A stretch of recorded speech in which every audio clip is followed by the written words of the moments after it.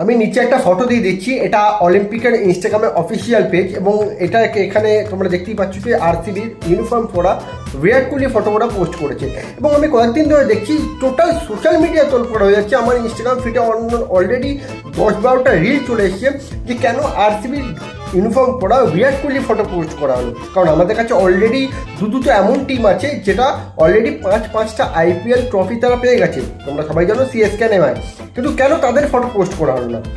দেখো, আমি পার্সোনালি কোনো মানে আইপিএলে কোনো ক্রিকেট টিমের ফ্যান না, ঠিক আছে, আমি খেলাটাকে ভালোবাসি। তা আমার যেটা পার্সোনালি মনে হয়েছে যে দেখো, অলিম্পিকের প্লেয়ার টিমের কাছে না তুমি কটা আইপিএল ট্রফি জিতলে সেটা ম্যাটার করে না, তোমার গ্লোবাল ফেস ভ্যালু কী আছে সেটা ম্যাটার করে। এবার অনেকেই বলবে যে সিএসকে এমএস ধোনি আছে, তার গ্লোবাল ফেস ভ্যালু তো অনেক না।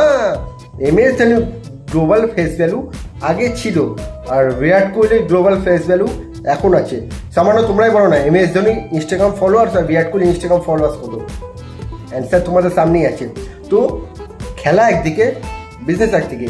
অলিম্পিকের প্লেয়ার টিম সেই ফটোটাই বা তারই ফটো পোস্ট করবে যার গ্লোবাল ফেস ভ্যালু সব থেকে বেশি, যাতে তারা সেটাকে প্রমোট করতে পারে।